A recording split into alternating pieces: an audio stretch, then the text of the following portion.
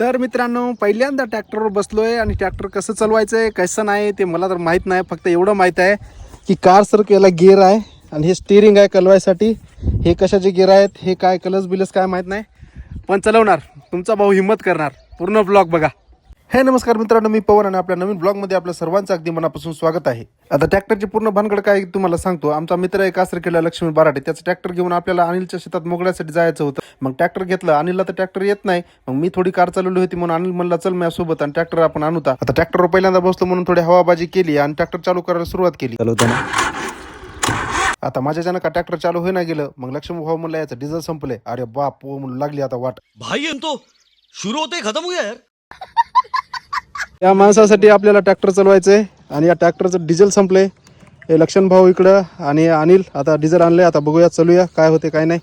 नंतर लक्ष्मणनं एवढा मोठा डिझेलचा टँक आणला होता, ते ट्रॅक्टर मध्ये टाकला आणि ट्रॅक्टरची तहानलेली तहान डिझेलनं भागवली. नंतर मी पुन्हा ट्रॅक्टरवर बसलो आणि ट्रॅक्टर सुरू झाला.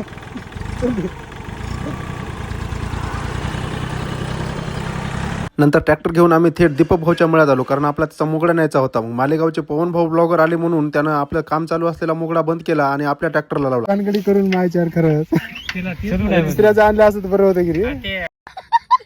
नंतर पुढं थोडं अनिलने ट्रॅक्टर चालवलं आणि आम्ही ट्रॅक्टर घेऊन आलो अनिलच्या शेतामध्ये. तर पोरं इकडे होळीचं जलतण जमा करत होते. पोरानं पहिला भारा तर बरोबर आणला होता, दुसरा भारा त्याने डायरेक्ट माझ्या अंगावर आणला. मला वाटलं आता माझीच होळी करतात की काय आहे की.